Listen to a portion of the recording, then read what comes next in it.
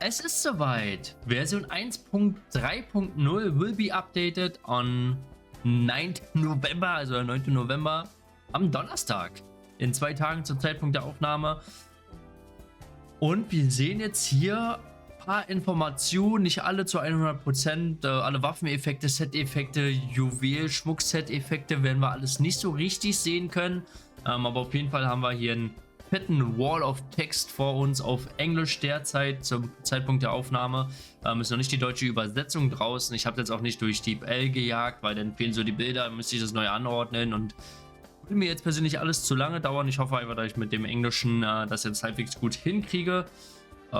Dass wir dann auch gleich zum Stream kommen. Also gerne natürlich bei Twitch vorbeischauen, auch wenn wir gemeinsam das neue Update erleben wollen. Ihr wollt dann auf jeden Fall ein Follow schon mal da lassen bei Twitch. Und ich würde sagen, wir verschwenden nicht viel Zeit, sondern gehen einfach mal rein. So sieht das ganze Banner hier schon mal aus. Da haben wir natürlich den Endboss Beast Khan dann vom neuen Dungeon, The Wilds. Ansonsten hier ein paar Monster von Coral Island und Wild Island und Regenbogen Race ist hier schon so ein bisschen mit drin. Ein paar Sachen werden wir vielleicht auch skippen, weil manches ist dann so ein bisschen doppelt gemoppelt. Da erklären sie hier nochmal Rainbow Race und sowas alles. Da werden wir mal kurz vielleicht rüberfliegen, ob da irgendwelche neuen Informationen dran sind. Ansonsten fangen wir einfach mal an. Level Cap Increase und Coral Island natürlich erstmal das Hauptthema. With a new expansion, a new area to explore. Coral Island, wissen wir, wird als neues Kontinent unter Süd-St. Morning kommen. Und im Osten von Astria. This area contains monster from level 140 to 159 with giants violets going up to 164. Okay, this means the player's level cap will be increased to a maximum of 160 as well. Also bis 160 können wir dann leveln.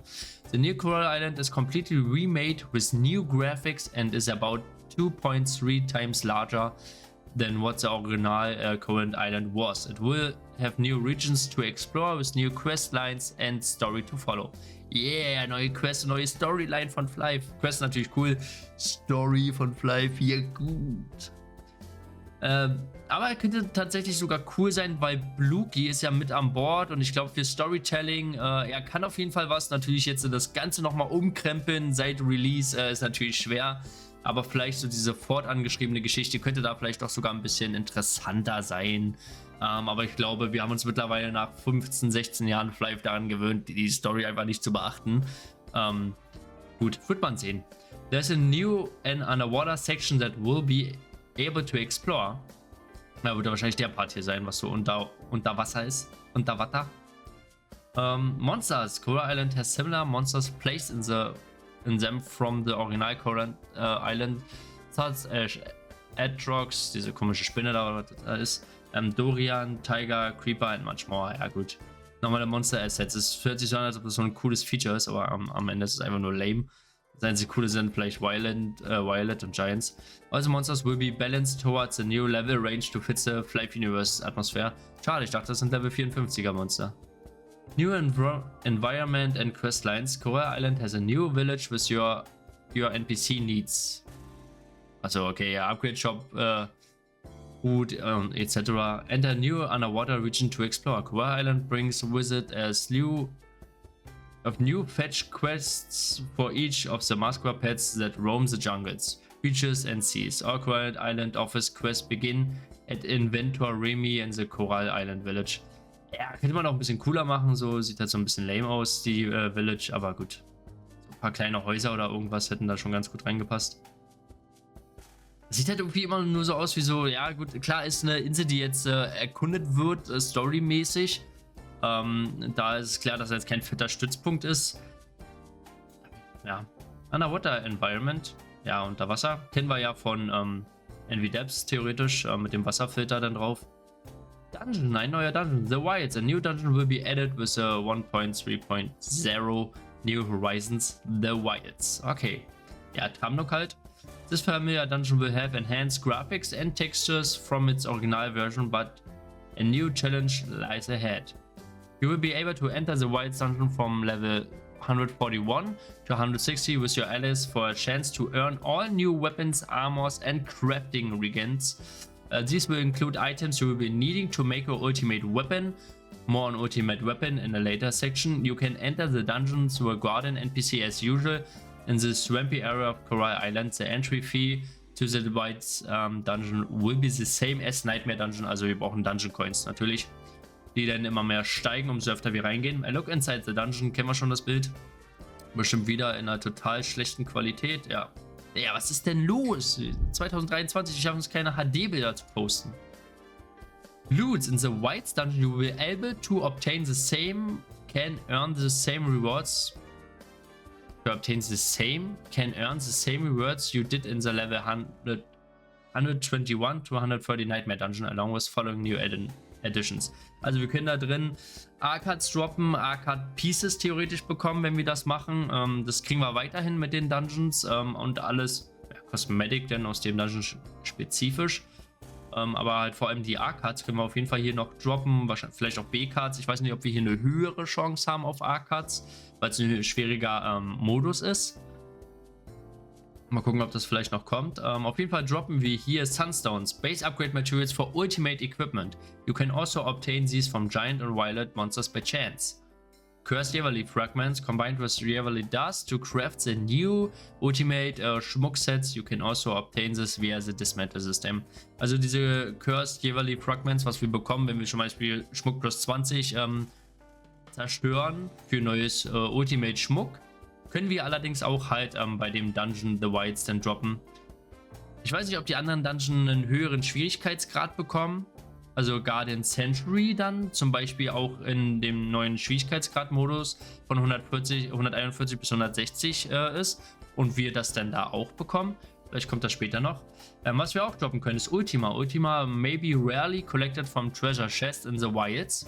Scheinbar nur the wilds. And 10 of these can be delivered to the mysterious Islander in return for one ultimate orb. Ultima is also obtainable from Giant Monsters by chance. Alle Giant Monster oder nur die Giant Monster auf Coral Island? Level 150 1v1 Armor Sets. Beast King Khan will have a chance to drop armor sets pieces target towards 1v1 characters. Level 100, also 1 gegen 1 Sets gibt es dann nur in The Wilds zu droppen von dem Boss. Also ausschließlich auch nur der Boss. So wie es aussieht, Level 150 1v1 Unique Weapons. Beast King Khan will have a chance to drop unique weapons targeted towards 1v1 characters. Also Sets, 1v1 Sets haben wir vom Boss, 1v1 Waffen haben wir ausschließlich vom Boss. Das ist auf jeden Fall heftig. Komplette Sets und alles von einem Boss nur zu farmen. Level 150 AoE Unique Weapons. Beast King Khan will have a chance to drop unique weapons target towards AoE characters. Also auch AoE Waffen, die dann die Bloody Obsidian Waffen scheinbar ablösen. Auch ausschließlich vom Beast King Khan, wie Red Meteonica, nur von dem Boss. Das ist auf jeden Fall krass. Also der hat auf jeden Fall vom neuen Rüstungen und Waffen droppt er scheinbar schon mal fast alles. Cursed Dungeons. Okay, hier kommen wir jetzt nochmal zu den normalen Dungeons. Cursed Dungeons are the new difficulty added for characters level 141 to 160. Players can earn the same rewards they did in the level 121 bis 140 Nightmare Dungeons along with the following new items. Okay, also wir kriegen jetzt auch eine neue Schwierigkeit für Levin Chasm, Rise of Catacomb, Envy Depths, Guardian Century und Storm Peak, und zwar Cursed Dungeons. Wir droppen dann dort auch Sunstones, Base Upgrade Material for Ultimate Equipment. You can also obtain these from Giant Violet monsters by chance. Cursed Yearly Fragments combined with Yearly Dust to craft the new Ultimate Yearly Sets. You can also obtain this via the Dismantle System. Also was wir nicht drin haben, dann ist Ultima. Ja. Aber Sunstones, Cursed Yearly Fragments bekommen wir dann auch von den anderen Dungeons. Also man kann zum Beispiel auch Envy Depths dann einfach auf Cursed-Modus laufen oder Guardian Century, die dann eventuell ein bisschen einfacher sind. Könnte ich mir vorstellen. Cursed Dungeon costs the same entry fee as Nightmare Dungeons. The following dungeons have all added Cursed Difficulty added. All had, ja, okay, alles klar. Leon Chasm, ja, sind wir schon durchgegangen. Also alle bekommen dann, Reborn Dungeon bekommen dann die neue Schwierigkeit. New equipment. This expansion also bring a few sets of new equipment, both in armor and weapons, und Schmuck ja auch. The new equipment is obtained either through monsters on the Coral Island continent, giant monsters and the wilds. New For the new weapons, there are common and uncommon weapons that are obtainable from all monsters from the Coral Island continent with item level between 143 to 145. Ist ja nicht große Range, also quasi nur eine Waffengruppe, schätze ich mal dann. Common, Uncommon interessiert uns ja, glaube ich, sowieso nicht. Außer wir würden noch neue Dias oder sowas bekommen, dass wir die zu Unique Waffen craften könnten, aber ich glaube nicht. There's also a unique weapon at item level 150 that can be obtained from giant monsters on the Coral Island. These weapons have 1v1 stats and come with a special skill called Water Bomb, which have a chance to deal AoE water damage with each attack. Okay, also das sind denn die, na hier die Herneswaffen, ne? Die Waterwaffen, die wir von Giants bekommen auf der Coral Island, die dann alle 1v1 Stats haben. Und noch einen zusätzlichen Skill, der Wasserbomb heißt, der jedes Mal, wenn du raufschlägst, als Blade oder Jester dann noch eine Chance hat, AoE-Schaden zu verteilen. Okay. Also there are Lusaka, designed for tanking. Also Lusaka-Waffen sind Tankwaffen. Lusaka Crystal, tailored for 1v1 combat that are obtainable from Beast Can.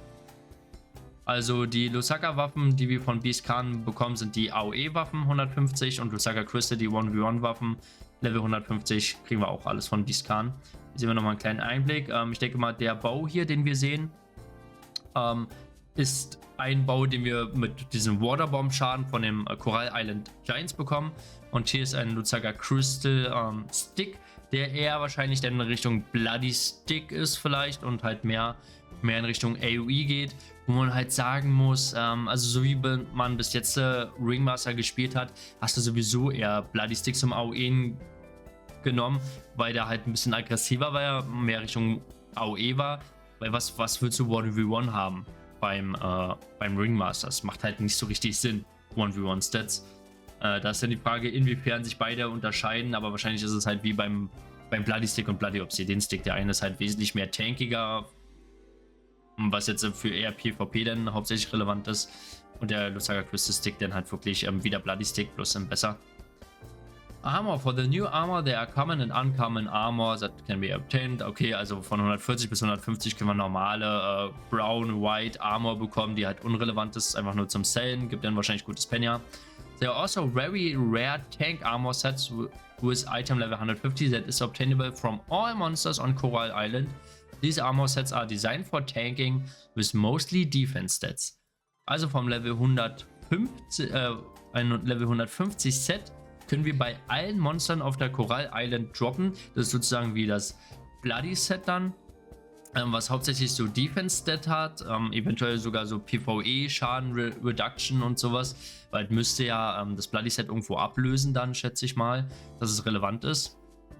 Oder es ist eher in die Richtung wie es 105er Sets, die AOE Sets, bloß halt wesentlich stärker dann.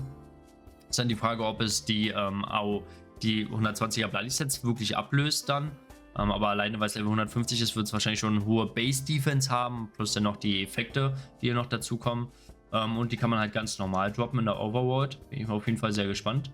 You can also obtain 1v1 very rare armor sets from Beast King Khan. Das hatten wir vorhin. Also die AOE-Sets bekommen wir von den normalen Monstern, können wir droppen. Die 1v1-Sets bekommen wir dann vom Boss von Beast King Khan. Each set comes with a special bonus tailored to the specific class. Okay, also hier sehen wir schon, das sieht mir hier aus wie Blade. Das hier eventuell Jester sieht irgendwie auch aus wie Blade. Oder das ist eines AOE. Das hier ist AOE und das hier ist 1v1, schätze ich mal. Aha, jetzt habe ich es, glaube ich. AOE sind die Dryad Sets. Und das hier sind die 1v1 Sets. Ich glaube, hier ist es auch so. Das ist doch Dryad, ne? Ist nicht Kalgas, ist Dryad, glaube ich. Ja, Dryad, na klar. Und hier ist es ähnlich beim Ranger, schätze ich mal, ist das. Das eine ist AOE, das andere 1v1. Ist jetzt einfach mal meine Behauptung. New Equipment Stats. With the new Coral Island equipment comes the addition of a few new stats that you will see on the gear. These stats have a more niche and utility playstyle towards specific builds most of the time. Here's an overview. Last stand chance. When at or below 25% HP, you have the chance to each hit to gain a minus 15% incoming damage buff for 15 seconds. Könnte ich mir gut vorstellen, dass das auf so Tank-Sets dann drauf ist, die wir bekommen. Also Last Stand Chance als Effekt quasi des Sets. eines AOE-Sets. Wenn wir 25% oder weniger droppen, dann haben wir bei jedem Hit, den wir bekommen, 15%, minus 15% Incoming Damage Buff, den wir erhalten können für 5 Sekunden. Ja, klingt erstmal ganz interessant. Gerade in Verbindung dann mit Prevention und sowas stirbst ja fast gar nicht, wenn jetzt ein Ringmaster AOE-Set das zum Beispiel dann drauf hat. Weil du dann auch ein bisschen aggressiver theoretisch ja spielen kannst, weil du geringe Chance hast, denn bei 10% restlicher HP oder so drunter gekloppt zu werden, so dass Prevention eventuell nicht procken würde. Ist auf jeden Fall interessant hier. Repost Reflex Chance, a chance how much Repost Reflex you have to block a hit for 90% of its damage. If you are in melee range, you will automatically return a hit right after blocking. Okay, also hier hast du nochmal eine heftige Blockchance, wo du bis zu 90% deine Chance, was du bekommst, blocken könntest. Könnte ich mir eventuell vorstellen, dass es irgendwo bei einem Ranger, Jester irgendwo mit dabei ist, bei den Set-Effects. Prankster Escape Chance, das hört sich auch sehr nach Jester an. A chance to gain 15% Movement Speed for 5 seconds on each hit. Ja, on each hit, den du bekommst oder den du machst. Healing Grace Chance, a chance to grant the users with 10% increased healing for 5 seconds upon using any skills including healing.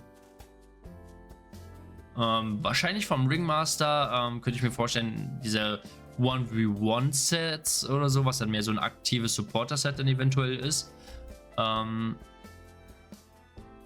Also das wird dann geprockt bei jedem Skill, den du irgendwie benutzt, inklusive Healing. Kannst du dann für 5 Sekunden 10% mehr Heilkräfte bekommen oder ein Healing 10% gesteigert ist. Also natürlich macht das nicht Sinn, wenn wir das jetzt auf einmal auf dem Knight haben. Obwohl Self-Healing ja eventuell auch mit Sackblatt oder sowas, aber das ist natürlich jetzt Healing und Skills natürlich auf den Ringmaster bezogen.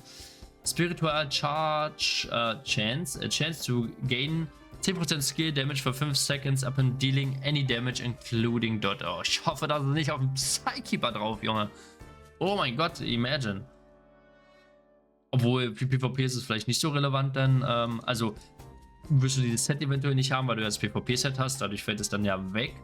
Also es ist ja eher Richtung PvE, 1v1, dann könnte es dann doch schon ganz gut sein.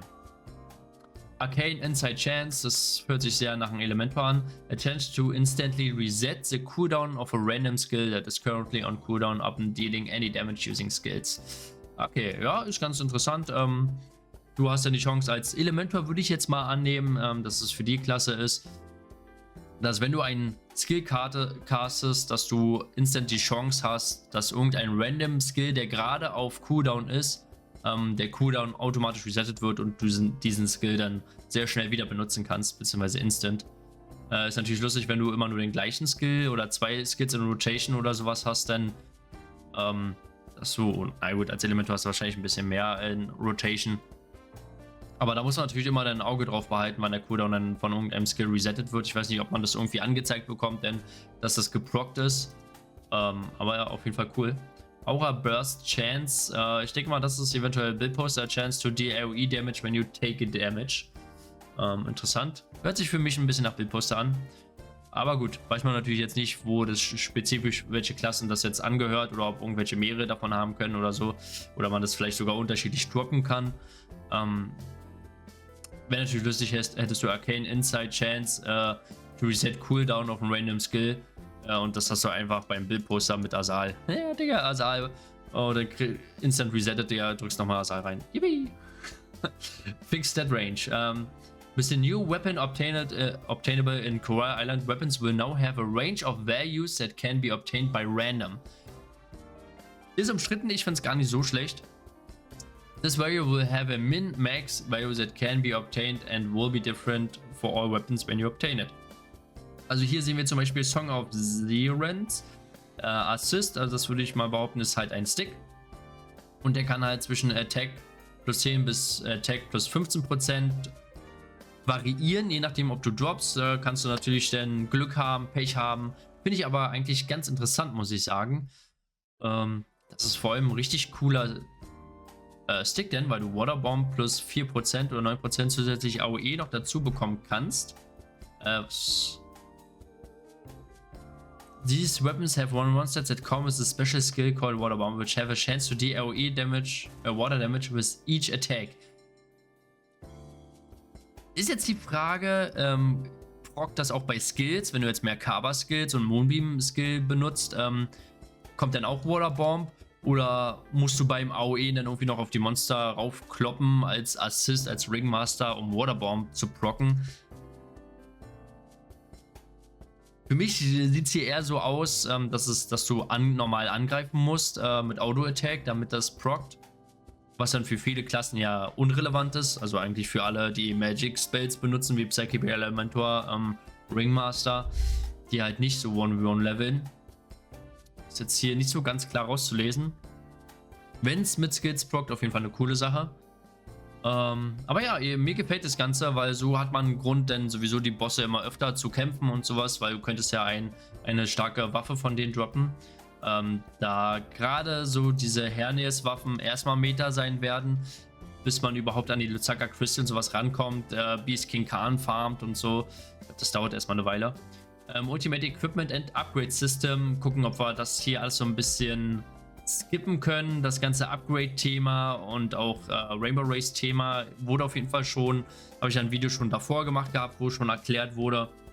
Wir können hier nochmal ein bisschen überfliegen. In order to create ultimate equipment, you will have to have a non-ultimate gear. Wir bekommen die Waffen alle non-ultimate, auch die von Beast King Khan, können die dann zu Ultimate-Waffen machen, mit Ultima, mit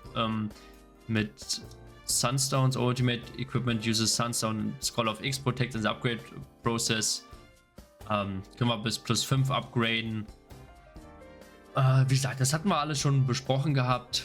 Da kann man auf jeden Fall gerne, wer es möchte, noch beim Video davor sich angucken, wer das jetzt verpasst hat. Ja, Scroll of X Protect werden wir natürlich wahrscheinlich ausschließlich aus dem Cash-Shop bekommen, weil das wird hier nicht noch weiter groß aufgefasst, wo wir die X Protect herbekommen sollen. Wer hätte das gedacht, Gala, danke. Weapons, Ultimate Weapons all come with special visual effects that signify their uniqueness. Genau, die haben cooles Aussehen, sehen auf jeden Fall sehr, sehr stark aus. Freue ich mich schon, davon Luzaka Crystal Axe zu haben auf meinem Blade. Okay, while Upgrade, hier haben wir noch eine Upgrade Probability, das ist ganz cool, da gehen wir kurz rein, weil Upgrade Ultimate Weapons failures will reduce the upgrade level by 1 and there's a chance for great failure and great success. A great failure or success will reduce or increase the upgrade level by 2, respectively. Importantly, the pity system is not implemented for ultimate weapon upgrading due to the reduction in the upgrade level on failure, similar to low as Protect Scrolls. Ich dachte auch erst, okay, das hört sich ganz schön scheiße an. Gerade auch mit Great Failure, Great Success. Klar, es ist cool, wenn du von plus 3 auf plus 5 skippst. Hooray.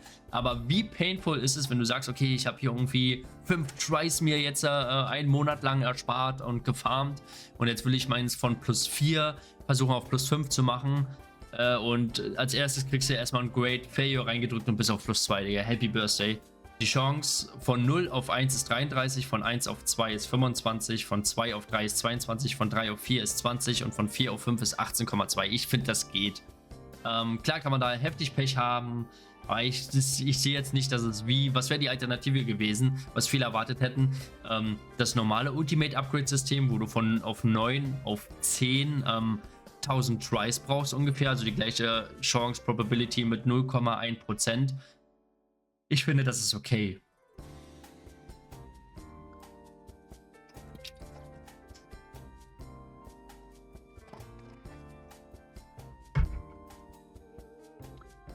So, dann gehen wir noch kurz rein. In order to create an ultimate weapon, you need to follow steps. A weapon base that is illegal to be converted. Also, wir brauchen Luzaka Crystal oder Hernes-Waffen. Es geht nicht mit Bloody, es geht nicht mit Angel, es geht nicht mit Guardian, es geht nicht mit LG oder sonst irgendwas. Es geht nur mit Luzaka Crystal und Hernes-Waffen. Die können wir zu Ultimate-Waffen umwandeln. Die Base-Waffe, die wir droppen, Luzaka Crystal, Hernes-Waffen, müssen erstmal auf plus 10 geupgradet werden. Vorher passiert schon mal gar nichts mit Ultimate. Und dann brauchen wir 3 Shining Orichalcoms, obtainable from Quest in Coral Island. Also die Shining Orichalcoms können wir wohl nicht irgendwie jetzt mit 5 Uris und 5 Moonstones bekommen oder sowas und selber machen, sondern das ist wohl ausschließlich Shining Orichalcoms von Giants und von Quests. Wahrscheinlich auch repeatable Quests, damit wir halt mehrere davon natürlich machen und bekommen, also wenn wir jetzt nicht eine einmalige Quest, wo wir irgendwie mal 3 bekommen oder so, das wird wahrscheinlich eine repeatable Quest sein, eventuell auch mit Wyatt's Dungeon oder sowas. 3 Ultimate Orbs, also 10 Ultima, um einen Ultimate Orb zu machen, also insgesamt 30 Ultima von den Dungeon und Treasure Chests aus dem Wild Dungeon, glaube ich, und Giants. Aber steht hier wahrscheinlich nochmal. Ultima drops from Coral Island Giants as well as treasure chests in the new dungeon, the Wilds. 10 of these can be delivered to the mysterious island in return of 1 Ultimate Orb. Davor brauchen wir schon mal 3 denn. Also wird auf jeden Fall wird man viel farmen müssen.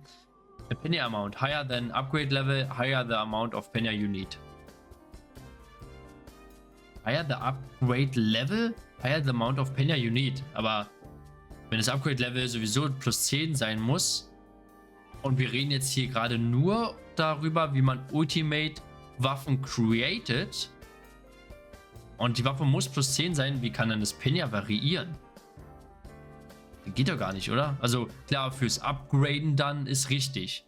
Aber wenn wir jetzt hier einfach nur von Ultimate Waffen erstellen reden, dann ist das Upgrade Level ist doch plus 10, oder? Also es kann ja nicht plus 8 sein oder plus 7 oder plus 0. Würde ja auch nicht Sinn machen, weil dann würde es ja auf plus 0 versuchen zu ultimaten, weil dann das Penya weniger kostet. Also irgendwie verstehe ich das nicht, oder? Der Satz ist eigentlich fürs Upgraden an sich dann gemeint. Also für die Upgrade Probability, da würde es natürlich Sinn machen. Aber gut, ja. To protect your weapon being destroyed when the upgrade fails, you need a scroll of X-Protect. Ja, wo bekommen wir die her? Natürlich aus dem Cash Shop ausschließlich. Vielleicht auch ein paar Quests, vielleicht bekommen wir sie auch aus Quests, könnte ja sein. Aber wahrscheinlich bei weitem nicht in den Amount, dass es irgendwie relevant ist. Oder wahrscheinlich reicht es nicht mal, um eine Ultimate Weapon herzustellen.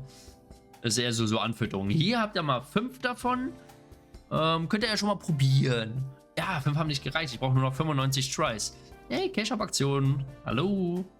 Once you have the required catalyst, you can create your first Ultimate Weapon. Hooray! Converting a weapon into Ultimate will preserve all its probabilities besides the upgrade levels, such as Piercing, Element Upgrade, etc. Also wir kriegen dann höhere normale Stats plus bei Ultimate Waffen. Das haben sie jetzt hier gar nicht weiter aufgefasst, ne? Wir bekommen ja bei Ultimate Waffen dann auch noch 2 zusätzliche Low Stats, wo zum Beispiel normale Stats, STA, Dex, Int, STR von plus 1 bis plus 10 mit dabei sein können. Und auch sowas wie Suck Blood kann da mit drin sein. Ich weiß nicht, was noch mit drin sein kann als Sets, ob sowas wie PvP-Schaden, PvE-Schaden mit drin sein könnte, plus 2% oder so. Wir reden jetzt hier nicht von plus 10%. Bleibt auf jeden Fall dann abzuwarten, schätze ich mal. Once a weapon is converted to Ultimate, it gains additional 2 random stats. Both the stats and its amount. You can to dismantle it to yield back to plus 9 regular version of the weapon, which then you can convert into an ultimate weapon with a new random values. You can then repeat the creation of process for a chance at a different 2 random stats and values. Ja, stell dir mal vor, das rollt einfach scheiße deine Ultimate Weapon, nachdem du das alles schon reingeknallt hast und gefarmt hast, Tage und Monate und Jahre, dir schon ein fetter grauer Bart gewachsen ist, ja, dann kriegst du einfach die schlechtesten Stats gerollt. Ja, und was kannst du denn machen? Einfach auf plus 9 zurück, dann machst du es wieder auf plus 10, dann machst du wieder hier dies, das, Ananas, damit es Ultimate ist, um eventuell bessere Stats zu bekommen. Oder, was sie jetzt hier verschwiegen haben, du kaufst einfach nur aus dem Cash Shop eine Rolle, womit du es nochmal rollen kannst. Ohne irgendwie. Also ich will nicht wissen, wie teuer diese Rolle ist, um die Effekte neu zu rollen, weil es muss ja so ähnlich teuer sein eventuell oder ein kleines Ticken vielleicht günstiger, als von plus 9 auf plus 10 zu upgraden und noch auf Ultimate Weapon den ganzen Aufwand zu betreiben. Also frech. Schmuck. Now let's talk about Ultimate Yearly. Das ganze Thema hier. Upgrading behaves differently from Ultimate Weapons due to the difference in the creation process. Failures while upgrading this Yearly does no reduce the level. There are no great failure or success and there is a pity system. Also es ist jetzt nicht wie bei den Waffen, wo wir diese Chance hier haben auf plus 5. Die Chance wird natürlich 1000-mal geringer sein. Wahrscheinlich wirklich 1000-mal. Und es springt halt nicht hin und her mit dem Upgrade-Level, ne? Sondern das ist ganz normales Upgrade-System mit Pity-System. This upgrading works this way to ensure that players can get maximum value from their existing upgrade level. Since the upgrade level does not reduce on failed attempts, the success rate for upgrading ultimate ability is lower than the success rate for upgrading ultimate weapons. Ja, ist klar. Ist hier natürlich das Upgraden nicht so hoch von der Chance wie bei Waffen, weil bei Waffen kannst du ja runterdroppen und wieder hochdroppen, wieder runterdroppen. Bei Schmuck ist es halt ganz normales Upgraden einfach mit geringen Chancen. The creation process is different from ultimate weapons. There is what you will need. Yearly Dust sieht jetzt so aus scheinbar. Bekommen wir von, wenn wir Waffen dismanteln, also wenn wir Entschuldigung, natürlich, wenn wir Schmuck zerlegen, the amount of yearly dust you gain from dismantling a yearly piece depends on its upgrade level. With higher upgrade levels, yielding more dust. Also umso höher der Schmuck-Upgrade, umso mehr von diesem Schmuckstaub bekommen wir natürlich. Und ein plus 20 Piece gibt wesentlich mehr. Und FWC Pieces geben nochmal 30% mehr Dust. Das ist natürlich ein umstrittenes Thema, hatten wir letztens schon. Minimum Upgrade Level ist, um deinen Schmuck zu zerlegen, ist plus 8. Und wir können auch diese Cursed Yearly Fragments bekommen bei Schmuck, der plus 16 oder höher ist. Beziehungsweise können wir das auch aus Dungeons bekommen von Cursed Dungeon Schwierigkeit. Ja. Once you have enough of these two items, you can exchange them for an ultimate Yearly piece at the upgrade NPC. Also wenn wir genug Yearly Dust und Cursed Yearly Fragments haben, können wir das an einem NPC gegen Ultimate Schmuck eintauschen. Also ein Piece natürlich kostet dann dementsprechend viel. The pieces available at this NPC include versions that are pre-upgraded, ranging from plus 0 to plus 4. Letztens war es noch bis plus 3, jetzt ist es auf einmal bis plus 4. The higher upgraded piece cost more yearly dust. Also die Fragmente, die wir bekommen können, sind immer gleich, was so ein Ultimate Schmuck-Piece kostet.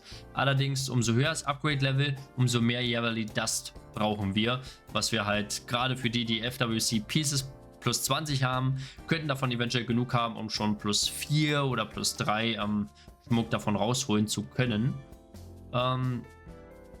The higher upgrade pieces cost more yearly dust. The amount of cursed yearly fragments you will need is constant no matter what upgrade level the output piece is. And only differs depending on the type of piece. Also das Cursed Yearly Fragments sind nur unterschiedlich, ob es ein Ring, Ohrring oder Necklace ist. Ich glaube, Ohrring war am billigsten, danach kam Ring und dann Necklace. Würde auch Sinn machen, zuerst Ohrring zu holen, gerade bei Damage. Demol, Attack bringt immer mit am meisten Schaden, danach dann vielleicht Ring und Necklace. Hängt natürlich auch davon ab, was für Effekte dann da jetzt auf uns zukommen. Die könnten leicht verändert sein im Vergleich zu FWC-Schmuck.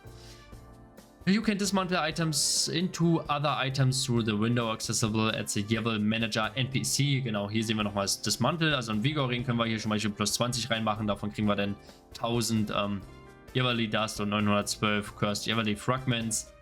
Als Beispielbild. Ich weiß nicht genau, ob das jetzt plus 20 ist oder wie hoch das ist und wie viel man damit anfangen kann. Dismantling an item will destroy it permanently and give you the resulting items instead at a 100% success rate. Imagine, Digga, es wäre einfach nur 90% Success Rate und wenn du failst, ist einfach alles weg. Den plus 20 Ring und das auch. Null. Aber du könntest natürlich mit Cash Shop Item das verhindern. Oh. Mann, ich muss ins Management-Team von Gala. Only ultimate weapons yearly can be dismantled at the version 1.3.0 Neo Horizon Launch. Ultimate weapons yearly can be dismantled. Okay, ja. Ultimate Weapons natürlich dismanteln, um die von Ultimate zurückzurollen auf plus 9, um die dann die Effekte neu zu rollen mit neuem Upgrade. Das meinen sie damit und halt Schmuck. Nur Schmuck kann halt zerstört werden. For Ultimate Weapons it will keep the original items Element Piercing Levels. Genau, also das ist nochmal zu erwähnen, wenn ihr eure Ultimate Waffe jetzt wirklich angenommen dieses Szenario ist, total beschissen gerollt ist und ihr wollt neu rollen mit diesem Roll-System, braucht ihr euch keine Sorgen machen um Element-Upgrade plus 10, was ihr drauf habt, oder plus 9 oder plus 8, über die Piercings und die Karten, die ihr drin habt und wahrscheinlich auch nicht die Erweckung, die ihr drauf habt, die Waffenerweckung. Das wird alles so beibehalten. Es geht dann da wirklich nur um halt diese Ultimate-Waffen-Effekte und die Base-Stats, die ihr da neu rollen könnt. Und Element- und Piercing-Level und Waffenerweckung ist davon nicht betroffen. Es bleibt alles bestehen, sowohl zum Ultimate-Waffen-Upgrade hin, also nicht wie bei FWC mit der FWC Golden-Waffe oder so, die dann irgendwie alle Effekte sozusagen verliert, weil ihr dann die Waffe daraus zieht, sondern das bleibt alles bestehen. For Ultimate Weapons, it will revert the item back to +9. Okay, das habe ich gerade erklärt. New Upgrade UI, das ist ganz cool, das hatten wir vorhin schon gesehen, beim letzten Sneak Peek, was wir hatten von der Death Note. Hier sehen wir halt das normale neue Upgrade-Level. General Upgrade, damit können wir es normal upgraden, Element Upgrade und Piercing. So können wir wahrscheinlich eine Waffe reinpacken und können alle 3 Sachen gleichzeitig machen, ohne immer wieder neu irgendein Upgrade-System rauszusuchen, was wir jetzt benutzen wollen und so, sondern wir können ganz einfach hin und her switchen. Auf jeden Fall sieht das wesentlich besser aus und haben alles hier schön im Überblick. Da brauchen wir nichts dazu sagen. Rainbow Race, das versuchen wir mal halbwegs zu skippen. Wer da nochmal genau reinsehen will, am besten mein vorheriges Video angucken, wo Rainbow Race mit drin ist. Ja, weil hier ist eigentlich alles relativ bekannt. Die ganzen Effekte, was wir bekommen, ist halt Mario Kart. Aber was noch interessant ist, wir sehen hier tatsächlich die Preisliste, was man so gewinnen kann. Und ich muss sagen, das ist sogar richtig cool. Also Rainbow Race First Place Box. Rainbow Race Cadillac 7 Tage, also ein begrenzter cooler Cadillac können wir bekommen, einmal. Ansonsten bekommen wir für den ersten Platz 3-mal Smelting Scroll Box, da können wir S-Protect, E-Protect, X-Protect wahrscheinlich auch mitbekommen, A-Protect, können wir da alles rausholen. Activision bekommen wir 5 Stück, Flash Select Box 5 Stück und White Drink X oder Threshold 5 Stück. Sehr cool, finde ich, also richtig gute Rewards, da kann man schon mitmachen, je nachdem wie viel Zeit das natürlich frisst, aber das lohnt auf jeden Fall. Selbst 2. Platz, 2-mal Smelting Scroll Box, 3 Actis, 3 Flash Select, 3 White Drink X oder Threshold. 3. Platz kriegt von dem einen nochmal einmal. Honorable Box, also ich glaube für Platz 4 bis 10 bekommst du eine Potion Select Box, Call of Return, White Drink X oder Refresher Hood. Und als Teilnehmer bekommst du einfach White Drink X oder Refresher Hood. Also, ich sag, das lohnt sich und ist cool. You also get a special title if you place first Speed Demon. Okay. Auf Deutsch Schnelligkeitsdämon. Also all players who get their re-ranking boxes will also receive a participation reward on top of their rewards. Ach so, also selbst wenn du Platz 1 bist, bekommst du trotzdem auch noch die Participation Reward mit White Drink X oder Refresher Hood. Das ist cool. Optional Hero Quest. Jetzt wissen wir nämlich auch, warum sie zum Beispiel die 2. aka 3. Stat Page noch nicht mit reingebracht haben, denn das bekommt man nämlich hier. Once you complete all the optional Master Quest, you can enter the new optional Hero Quest. Beim gleichen Master Quest NPC. This quest will ask you to level from 120 to 125. Ich weiß nicht, warum sie nicht 130 gemacht haben. And gather 100 Symbols of Shade.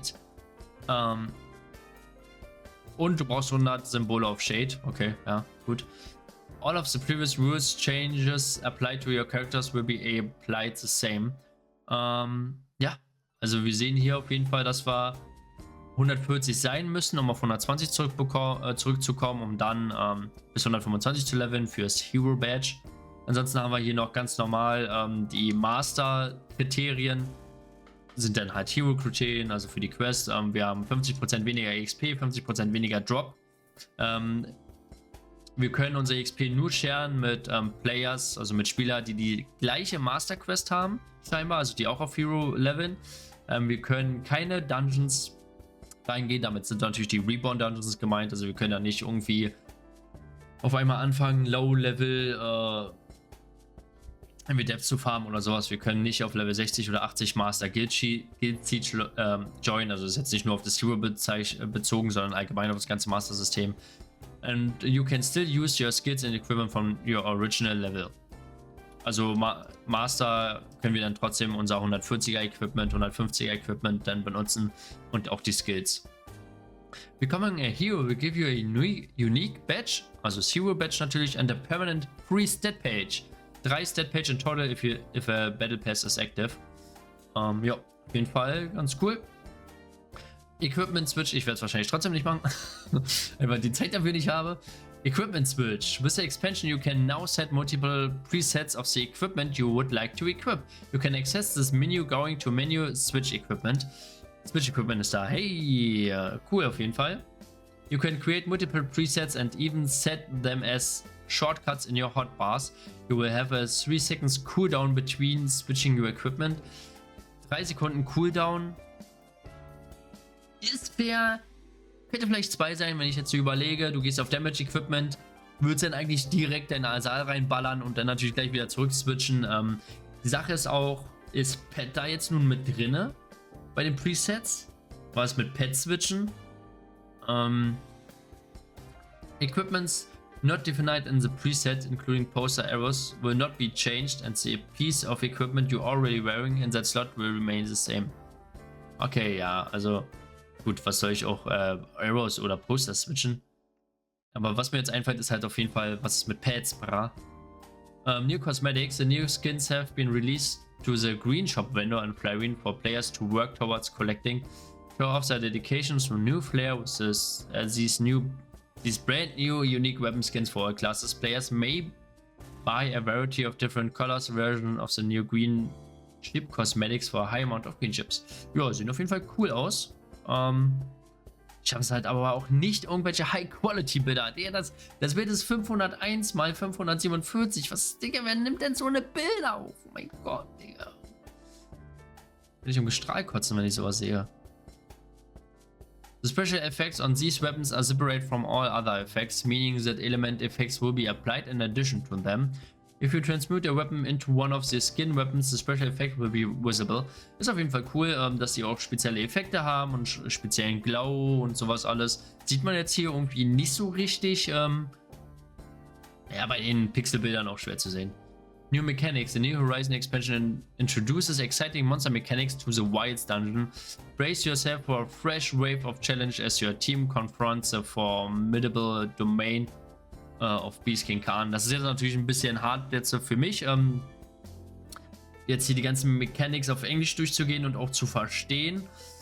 Auf jeden Fall haben wir hier bei der Twin Strike Denmazer, das ist halt diese Schlange mit den 2 Köpfen, die hat jetzt so eine Art Stab, oder hier sieht es aus wie eine Kette. Wenn wir in die Range kommen von dem Monster, connectet diese Kette an uns und bindet uns, wir können nicht wegkommen, hindert uns dann da irgendwie ja, vom Monster wegzukommen. Once a tether is established, a chain effect binds the enemy and player, persisting until the player serves the connection. To overcome this, boss player must make a tactical retreat to break the chain. Ja, das muss man dann, also bei den Effekten ist halt ganz klar, das muss man dann in Action im Spiel sehen. Summoning Strike in the Wild, certain advisors, adversaries, poses the power to summon reinforcements when the strike connect with a player. Stay vigilant for the summoning strikes or be ready to confront an army. Okay, also die spawnen halt irgendwelche Monster, was man dann da irgendwas machen muss, damit dann nicht noch mehr kommen. Okay, Digga, also, keine Ahnung, das skippe ich einfach. Das verstehe ich nicht. Graphics engine. The expansion also comes with some improvements to our graphic engine. This can be turned on or off in the in-game options. Lightning improvement. A major component of modern graphical engine that Flive Universe was missing is real-time point lightning. This expansion brings this feature to the game, breathing new life into the world, especially darker areas that could use more light. Okay, also wir haben jetzt hier wirklich so, ich würde nicht sagen organisches Licht, aber wahrscheinlich so wirklich so on-point Lightning, dass sie wissen, okay, von da kommt die Lichtquelle, so und so sind die Schatten. Wenn es näher dran ist, leuchtet es heller, wenn es weiter weg ist, leuchtet es vielleicht ein bisschen dunkler oder sowas. Kann ich mir gut vorstellen. Hier sehen wir zum Beispiel einmal, sieht aus wie die Hopper Area. Ne, das ist tatsächlich von Coral Island, denn scheinbar sieht ein bisschen aus wie bei Hopper. Aber ja, hier siehst du, dass es ein bisschen von Coral Island dann ist, wo die Artrox oder wie die heißen dann rumlaufen. Several improvements, water improvements related to water have been made due to the heavy focus on water regions in Coral Island. For example, a new water type has been added to better suit an ocean landscape with foam and wave movement. Foam, also Schaum, was sie wahrscheinlich meinen am Ende von einem Ozean und sowas, soll dann so Schaum auftreten. Ich denke mal, das ist hier schwer zu erkennen, aber hier dieses Weiße soll das wahrscheinlich darstellen. Sieht man im Spiel wahrscheinlich besser, weil, come on, hier ist wieder eine Qualität, naja, hier ist schon ein bisschen besser, ist schon HD. 1523 x 839. Oder diese Pixel, oh mein Gott. ja, also neues Wasser für Ozean und sowas ist jetzt mit dabei. Soll auch ein bisschen so wellenartig dann so zeigen. Das sieht man hier etwas schon. Ist okay. Ist auf jeden Fall cool. Grafik. Enhancement nimmt man auf jeden Fall mit. The underwater experience was also improved with various new weather effects as well as slight distortion and discoloration while underwater, which can be turned off through the post-processing option. Die habe ich sowieso aus, weil immer alles dunkler ist. Mal gucken, ob es jetzt vielleicht ein bisschen besser ist dann mit der neuen Improvements. Okay, other changes. SNS Night stance has been fixed. War der kaputt? Guild level cap has increased to 59 to 100 and Kingpin, Captain, Supporter don't have member limits anymore. Ist jetzt die Frage, Guild level cap increase heißt mehr Spieler in einer Gilde, glaube ich. Ist ja die Frage, ob es noch weitere Benefits gibt, wenn du weiter levelst, zum Beispiel farbige Namen und so, aber was wird es dann noch für Farben nehmen? The existing Square of Return has been renamed to Old Square of Return Town. So players who get the item previously can keep using it as it was working. Denn, also quasi, dass du in 4 Stunden aktiv hast und immer wieder zu deiner ausgewählten Stadt zurück kannst. Cool zum Leveln. The new Call of Return Town no obtainable in-game will correctly remove the buff after the first use. Okay. Also jetzt ist es nicht so, dass es in 4 Stunden bestehen bleibt dann, sondern dass es einfach, wenn wir es einmal benutzt haben, dann ist es sofort weg. The player report system has been removed and replaced by a message redirected to the mod mail on the Discord. Okay, also wir können jetzt einen Spieler in-game nicht mehr über das Player Report System reporten, wenn es ein Bot ist, sondern es ist gleich mit einer Message zur Mod Mail on the Discord verbunden. Das ist auf jeden Fall cool, weil das halt sowieso nichts gebracht hat. Hoffentlich, wenn dann die ganzen Spams von Reports reinflattern, dass sie da auch hinterherkommen. Ja, das war's auf jeden Fall. Wie gesagt, lest euch selber das hier nochmal durch. Ich verstehe das hier nicht ganz. Ein Boss-Mechanik ist Pestilence. Das kennt man, glaube ich, von World of Warcraft. Wo ein Virus applied wird auf einem Spieler. Da muss man sich auseinander verteilen, damit nicht das Virus von einem zum anderen springt. Zum Beispiel vom Tank, der es vielleicht auch mitnehmen kann. Dann zum Supporter, der dann auf einmal gleich direkt gestorben ist. Dann gibt es keinen Hero Rain mehr und sowas. Das ist hier das eine noch. Und Conditional Debuff, das habe ich nicht so ganz verstanden. Irgendwas. Könnt ihr einmal kurz durchgehen. In the Reborn Expansion, monster gains the capability to bestow a wide array of effects through their attacks. In the upcoming New Horizon expansion, these effects has been enhanced to enable the application of unique combinations based on the encounter's conditions. In the showdown against Beast King Khan, he attains the supercharged buff once the electric totem pole is vanquished. It's only during this supercharged state that the boss can imbue static upon all those struck by his attacks. Ja, ich werde das mal übersetzen. Bedingte Schwächezauber in der Reborn-Erweiterung haben Monster die Fähigkeit erhalten, durch ihre Angriffe eine breite Palette von Effekten zu erzeugen. In der kommenden Erweiterung New Horizon wurden diese Effekte verbessert, um die Anwendung einzigartiger Kombinationen zu ermöglichen, die von den Bedingungen der Begegnung abhängen. Im Showdown gegen den Beastkönig King Khan, Beastkönig Khan, er macht Sinn, erhält er den Stärkungszauber Supercharged, sobald der elektrische Totempfahl besiegt ist. Nur in diesem aufgeladenen Zustand kann der Boss alle, die von seinen Angriffen getroffen werden, mit Statik überziehen. Digga, ich verstehe es halt einfach immer noch nicht. Supercharged. Crackling energy envelopes the target. Each hit has a chance to apply static. Was ist denn Static, Alter? Da muss ich ja nochmal die anderen ganzen Debuffs durchgehen. Ey, wir werden's sehen, wenn wir morgen am 9. November gegen Beast King Khan antreten und erstmal direkt verrecken. Ja, schreibt mir gerne in die Kommentare, was ihr so von dem Update haltet. Wie sind eure Erwartungen? Seid ihr positiv überrascht, eher negativ überrascht? Was gefällt euch besonders? Rainbow Race zum Beispiel. Das Ganze soll am Donnerstag, den 9. November, dann applied werden. Für mich persönlich sehr, sehr, sehr zeitig, sehr früh.